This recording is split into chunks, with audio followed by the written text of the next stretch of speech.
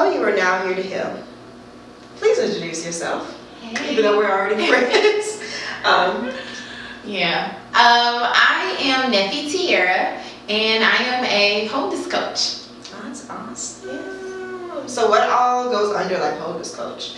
So I needed an umbrella because I do a lot, but it's kind of all tied into each other. So I am a naturopathic herbalist. I got into herbalism with a little bit of self-healing from some womb things that I was dealing with, which we'll get to that in a second, I'm pretty sure.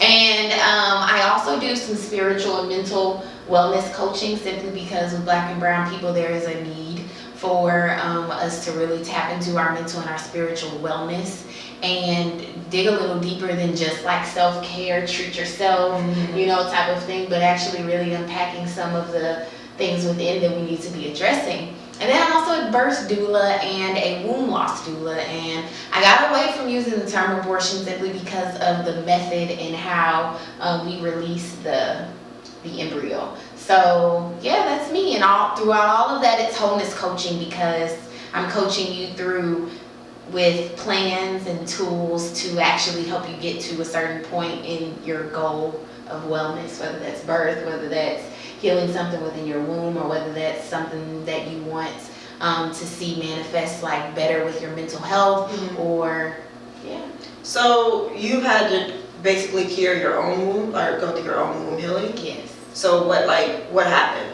So ever since my first cycle, like my very, very first time ever getting a menstrual cycle, it was painful. And I thought that was normal, and like not painful like, oh, I have a little bit of cramps. It was painful to the point where like I'm passing out.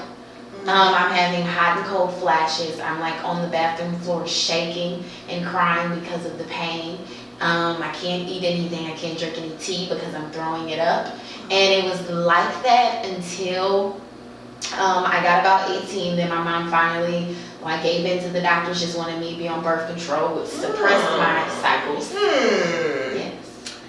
They suppressed my cycles, which made my endometriosis even worse. Endometriosis, so what's that? So I'm trying to study it, but I don't really know the whole, what exactly it is. Yes, and it's rising with a lot of Black women. It's when your endometrium lining, so the entire lining, when you first, of course, insert your fingers inside of yourself and you feel that's your endometrium lining. That tissue grows every single time that you have a cycle, and then it sheds, or it's what your embryo attaches to whenever you're pregnant. And that tissue started to grow everywhere on me. Like it started to go on my ovaries, it started to grow all across my uterus. So like when I was having a menstrual cycle, I not only was shedding my endometrium lining, but like whatever tissue was on my ovary was shedding, whatever tissue was like on top of my uterus was shedding, but those clots of tissue had no way to like escape me. So they were just like shedding with pain and just sitting there, and then forming and hardening. It's interesting that you mentioned like painful periods, because I remember my first period. I don't remember my first period. I remember my second period. It was like so bad. Like I was lightheaded, I was shaky, I was sweaty. I was throwing up as well. I was cramping up. It felt like, I never went into child labor, but it felt like I was giving birth, like at that time. And I was trying to tell my dad and like my friends and my family, and like, I don't think this is normal. Like they're like, oh yeah, no, it's normal. This is how it is. It hurts. Cramps hurt. This is how it is. And there was times like after like that first or the second cycle, I had the cycle at school, and I had to get pulled from school or whatever I was doing because it was just so bad. Like I felt like I had to go to the ER. And so my mom finally took me into the doctor, and they were like, yeah, we have to balance your hormones or something like that so you wouldn't have the pain. So they put me on birth control. And I stayed on that birth control for about 8 or 9 years. And then I did my own research, because I was like, so I went back in and I was like, so if I don't take birth control, like basically how would I have kids? Like would I have to be off birth control, go through all this pain to, eventually conceive? And they were like, yeah, you just get off it when you're ready to have a child. And I'm like, that's kind of like, there's like a block there. So like, what can I do like when I'm waiting, like, or while I'm trying to have a child, like what do I do at that time?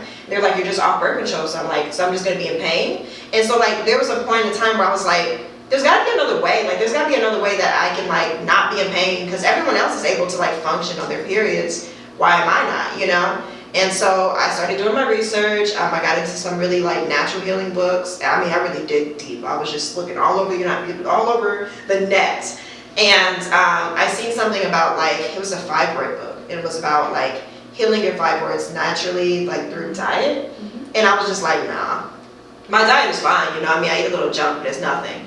And they were talking about like, veganism and how like, well, not just veganism, but being plant-based. How it just shifts your whole entire cycle, and you have lighter cycles, lighter days. And I'm like, no, my period's always been 5 days. Like, I don't know, I was in disbelief on it. But I tried it for literally 2 months, and my period was completely different. Yeah. Like, no pain, it was 3 days, it was the most beautiful experience. I didn't even know that periods could even be a beautiful thing. Exactly. But it felt like healing. It was just like, oh, my period's here. And I'm like, everyone else is like, pissed that their period's here, or they're like PMSing, and I'm just like, it's here. Like, you know, and Exactly.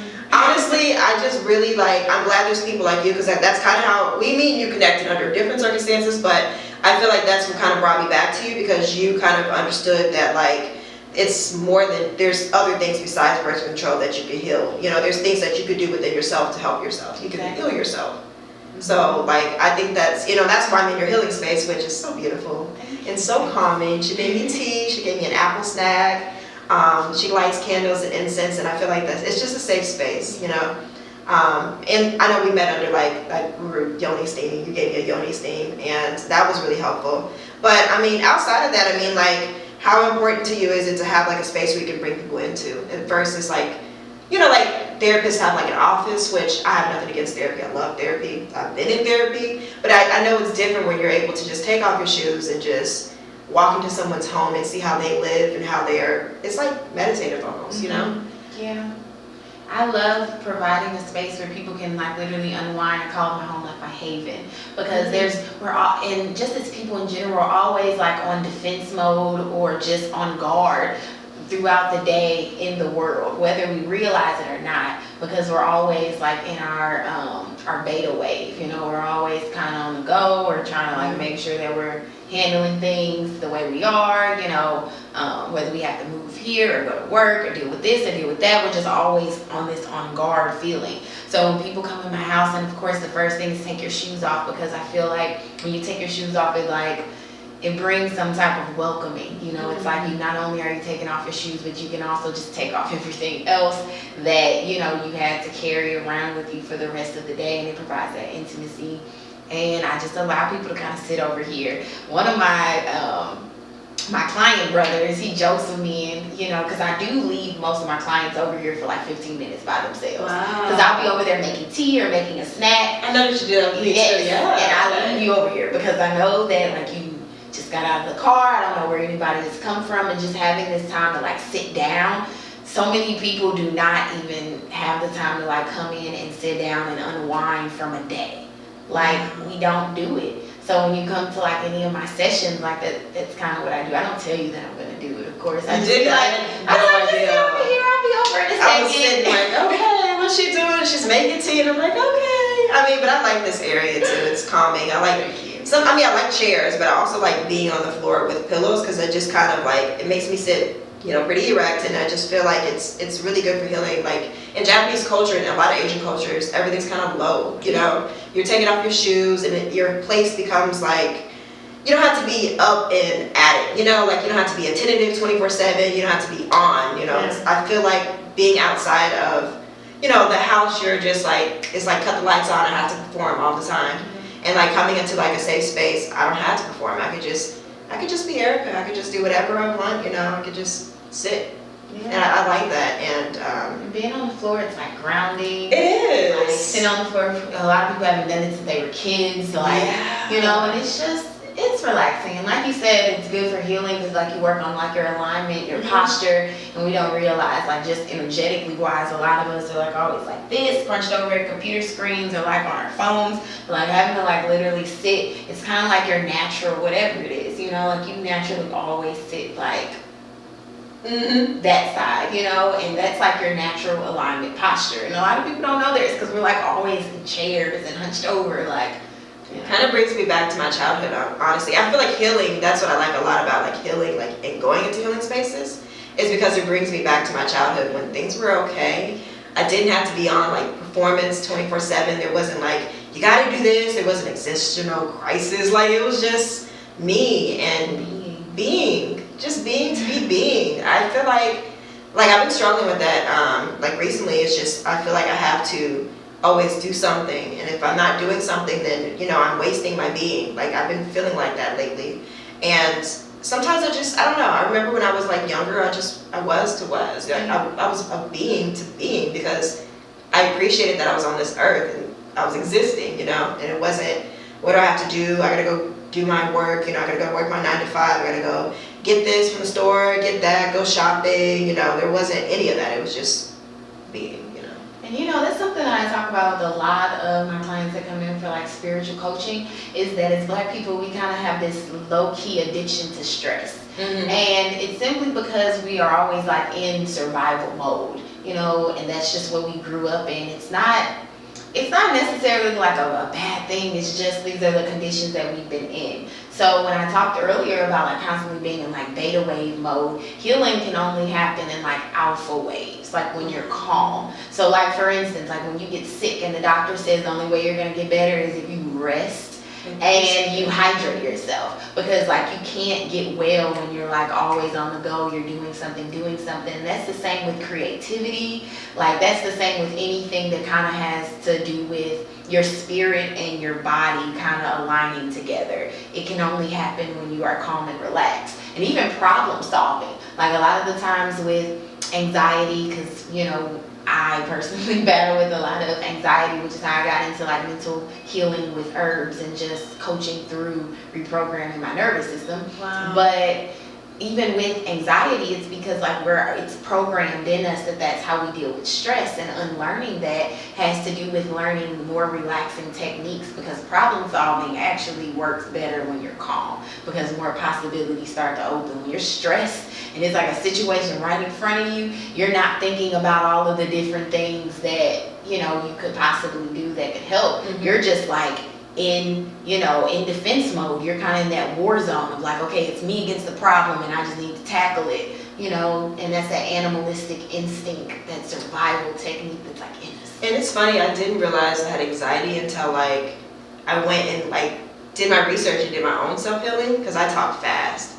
I'm talking like a mile a minute all the time, because I'm like, I have to get this done, I have to say this, I have to get this out. It's almost like a rush for, I don't even know, like just a rush. You're trying to like fight time. That's what it feels like. Anxiety is just like, I'm trying to fight time, and if I don't get this done, then something bad, like there's like this energy, like if something bad is gonna happen if I don't.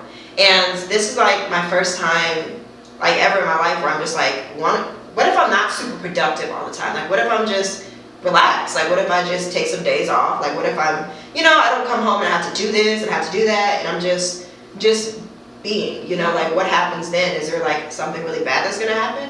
And I mean, honestly, it hasn't really felt like that, honestly.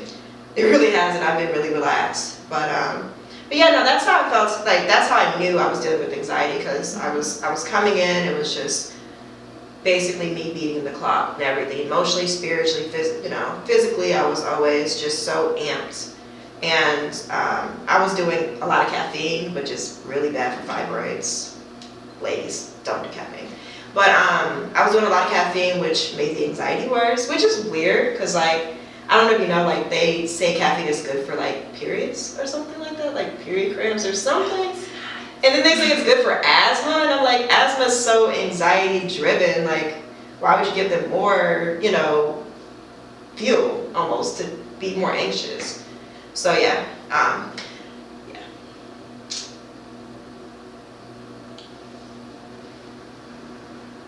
always have a little bit of time, so that's good. So yeah.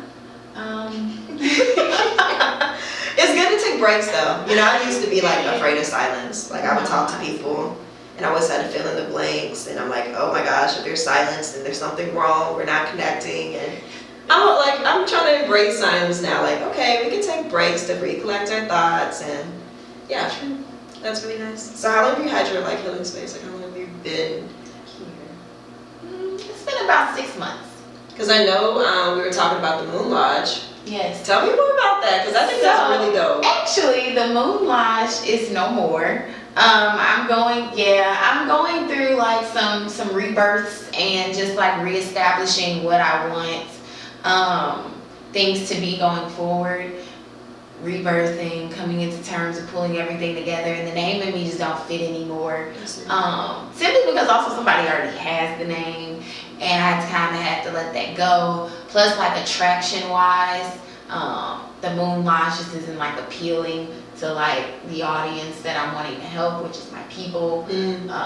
But it's something that I feel like the Moon Lodge was more so like this place that I went internally to like heal. You know, it's a place that I went within where, okay, so I'm gonna explain the Moon Lodge. So the Moon Lodge was a place because back in the day, men used to think that like when women are on their cycles, they're just unclean, they're just like, you know, so they used to send women to like this hut away from the men. Yes. Oh my but gosh. And because, you know, they lived in an era where there wasn't any technology, women in the moon were like extremely sick. And because all of the women in the village, of course, were around each other all of the time, all of the women's cycles were always synced together. So it was like if all of the women left the village and left the men there, and I would just like to say the village always was in shambles while the women were gone.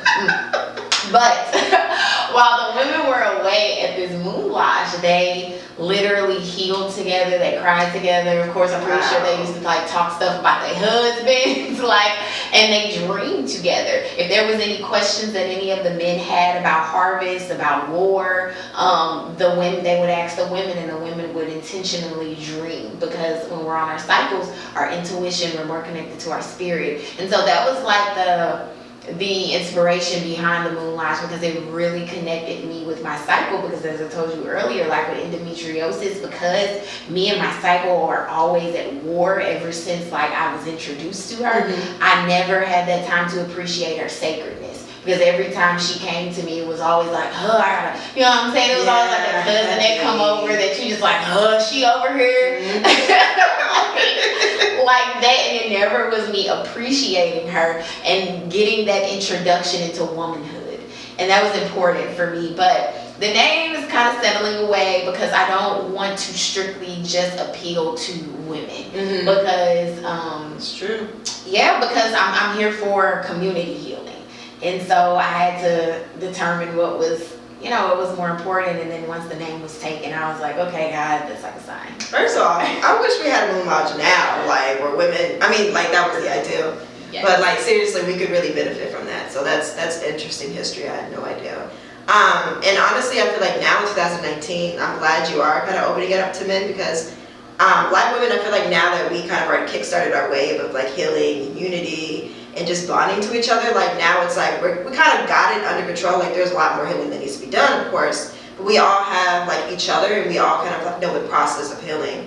And I think Black men are kind of just sitting like, okay, you know, like, and I feel like we need to kickstart, or not we, but more specifically them, but someone needs to kickstart the movement of Black men joining together and helping each other and healing each other, and kind of like what Black men were doing, you know, Black women were doing the past 5 years. So honestly, it's really good that you're opening that up to them, because I feel like there's a lack of that right now. Yeah. And I know like right now there's a guy who opened one in Brooklyn, and I seen that, I was like, oh my gosh, he's setting up the wave. Like it only takes that. It takes that, and next you know it, there's tons.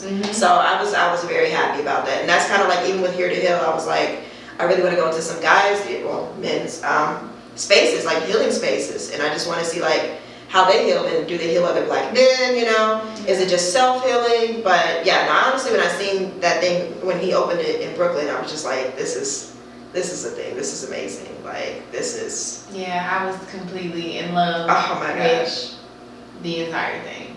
Like, I want to check out the space, but also, I hope it's for men, so, you know, I'll check it out if I can.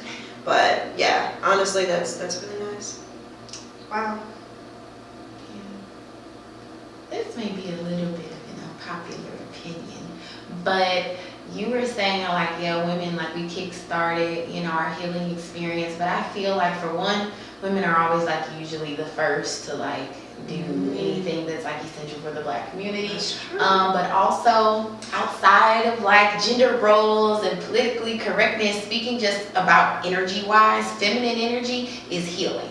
You know what I'm saying? It's healing. Like you have to creativity, all of that. It's feminine energy, and so it's no surprise that women are going to be the ones to help push our Black men into healing because that's our domain.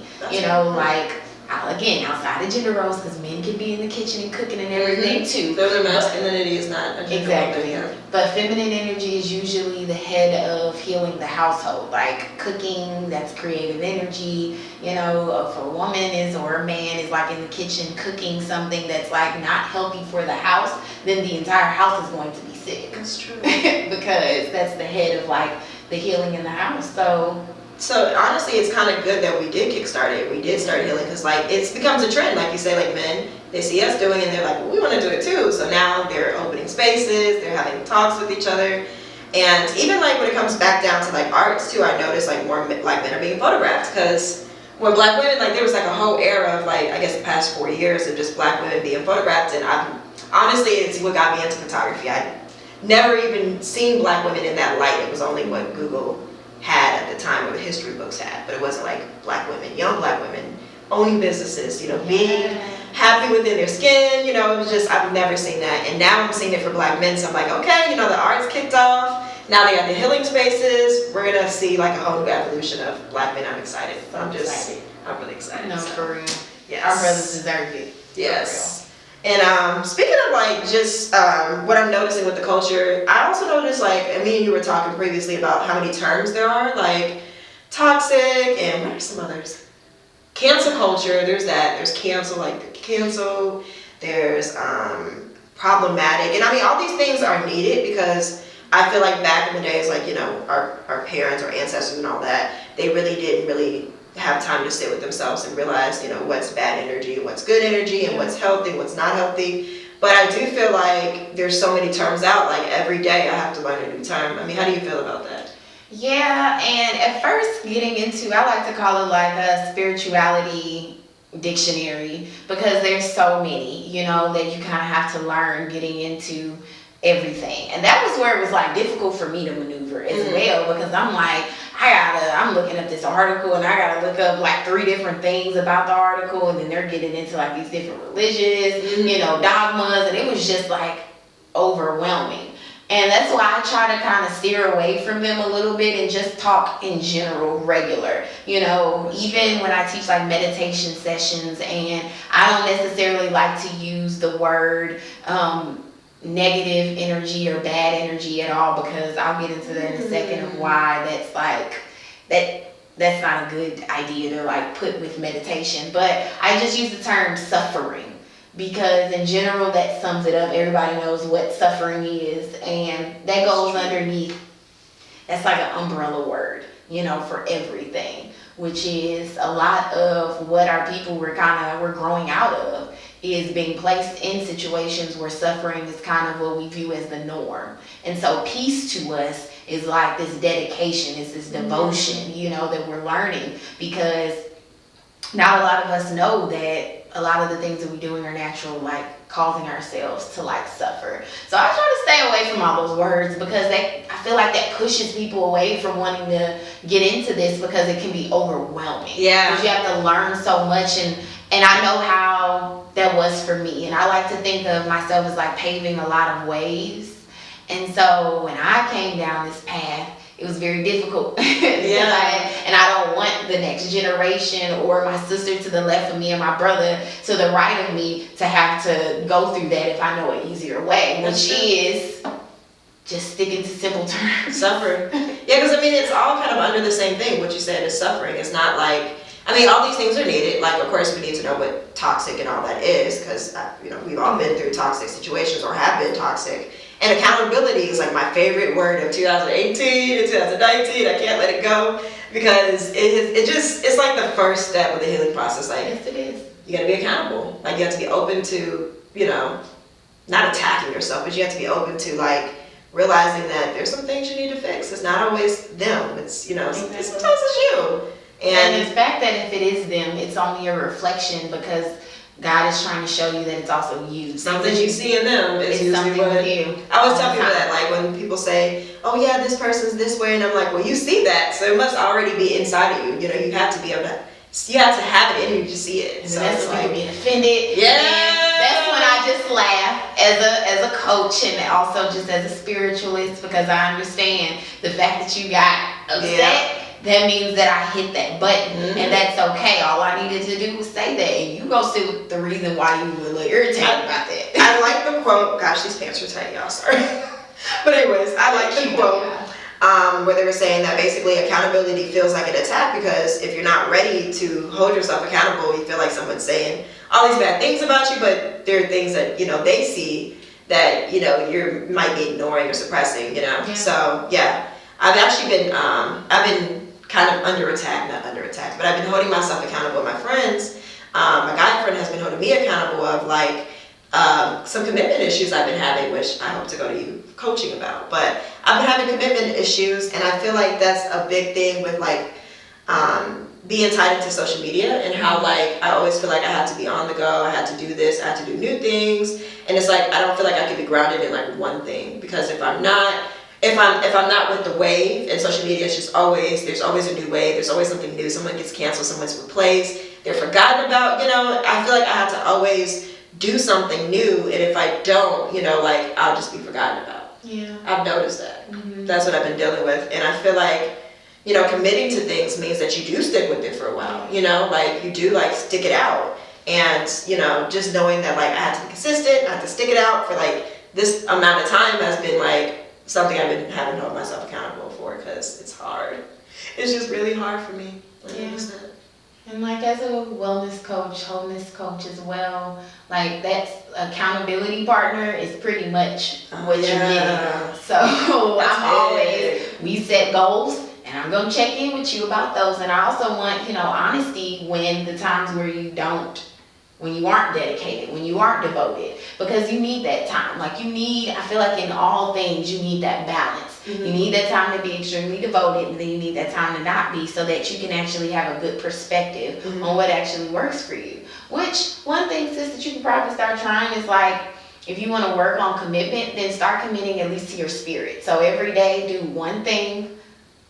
Either when you wake up or whether it's something at night, do one thing every single day. That's going to actually help you check in with your spirit. Like small steps. So if it's like getting up every morning and before you check your phone, write 10 things that you're grateful for. Like every single day, commit yourself to that and see how your day goes when you start doing that. And then you'll have times where like, oh shoot, I didn't do it or I was rushing. And then just pay attention to how your day went when you didn't stay dedicated with that. And that'll just help you blossom in other areas because you can't stay committed to anything outside of you until you learn how to be committed to yourself. And being committed to yourself is like, what do I search for? Because like we're always steady evolving. Mm-hmm. But the one thing that's always ever present is your spirit. So that's one thing you can always start committing to. And feeling like, always feeling like you have to like keep up with like what's going on in society comes from like you being on this like external wave. This social media scroll, like that's, like when I first started social media and I'm like, I don't know if I'm like a big, I was Tom's friend on like MySpace. Like I started when I was 13 when social media was first created and I had like every social media that's ever existed. And I just realized like scrolling, yes, it was something that happened on MySpace, but there was a point in time where you had to go to people's pages. You had to go like into people's homes to see what they're doing and to be updated with their life. And now it's just pushed on you. I feel like it's just, social media is just pushed on you. And I feel like, not social media, but like scrolling is pushed on you. It's like you have to just see every day, like this person's doing this person's doing that. And you like kind of get to a point where you feel like you're comparing yourself because it's like, well, I'm not doing that. I'm just on social media here in my room scrolling. And this person is getting all these awards and like their photography's being hung up here. And they're like working with this celebrity and all that. And I'm just like, I'm at home scrolling. Like, I feel like this is like a show. Next up on Here to Heal. Meditation station. This is like my second time meditating with you, and honestly, I am slacking on my meditation. So It's okay. Like maybe make that your wellness. That's how I keep up with mine. So like every single morning, what I do is I wake up, before I check my phone, I wake up and like I say 10 things that I'm grateful for verbally, like staring out my window. I say 10 things that I'm grateful for verbally, open my window, make my bed up. Like, Wow. say 10 things I'm grateful for, and then I pray. My version of praying is literally just talking about whatever it is, like anxiety-wise, it's like on my mind when I'm first waking up, and I'm just speaking it in gratitude. Like instead of saying like, dang, I'm worried about how my bills are gonna get paid, like I thank you so much today for financial abundance. I'm not gonna allow this to be a worry for me because I know that everything that I'm doing is gonna be preparing me for, receiving whatever is meant for me to make sure I can keep everything that I have. Like I just speak over it. And then I drink some water. I drink like a full thing of water with lime squeezed in it because lime is alkaline. And then I smoke some weed. And I come down here and I meditate and I do my yoga. Wow. Every morning. That's like my ritual. Dedication. That's important. Yes. That's important. Like yes. Morning rituals start your day before you go out to the world. So yeah. I'm working on mine. I really want to have one where I'm just like, because I wake up in hotels sometimes, so it's like I'm in a new city, I'm in a different place. And that's more reason why you should have it, so that you can like that have that be your groundedness, like we talked about earlier. Just just start off with one thing, like and go from there. Yeah. Okay. So you set up your meditation station. What's this in your hand? It is a singing bowl.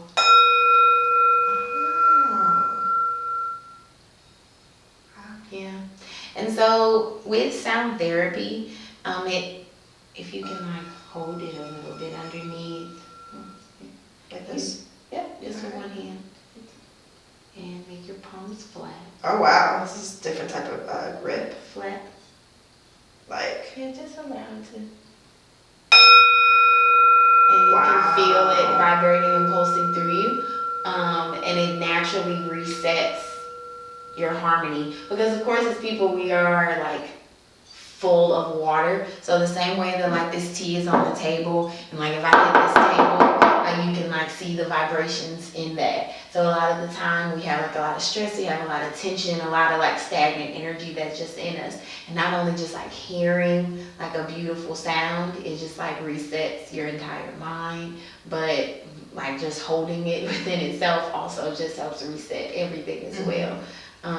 And so yeah, it's always been calming and like a very healing thing for me, simply because when I first started meditating, like just being in silence, that didn't always work for me. And then I didn't really know like what type of things to turn on, because sometimes it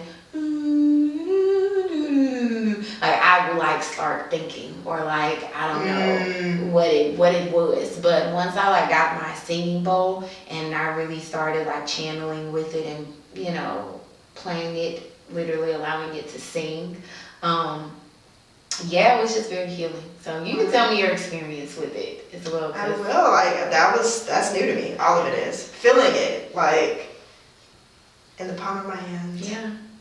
Okay. So we can close our eyes. You can take a deep breath in, and with an exhale, allow your shoulders to just fall. Throughout this meditation, just allow yourself to really focus on your breathing. It's okay if thoughts come and go. Allow them to be like clouds in your mind, and the stillness is like the blue sky. And whenever your thoughts start to become passing through the blue sky, just stay focused on that breath. Feeling your body expand as you inhale to let in more life, more love, more joy, more peace. And exhale, letting go of any fears, any worries, any tension.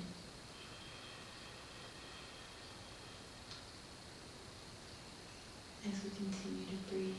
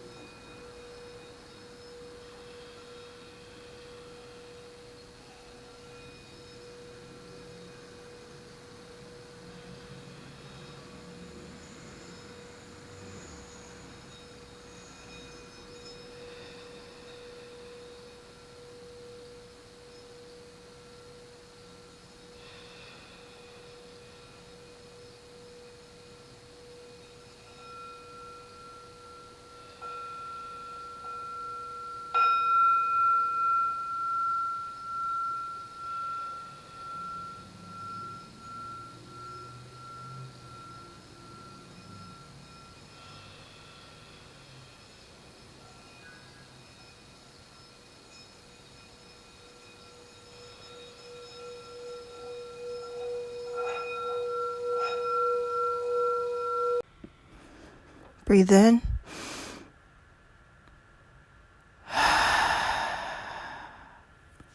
Breathe out. Take off your shoes because you're now here to heal.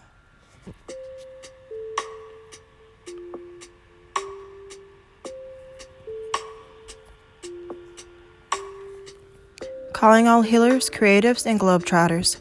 Women of color have been a healing force in society since the beginning of time.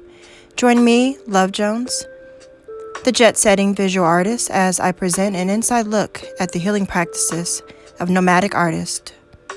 This show highlights healers and artists of all mediums. Witty dialogue and reflection drive the conversation as me, Love Jones, and guests discuss holistic living, benefits of travel, and the arts.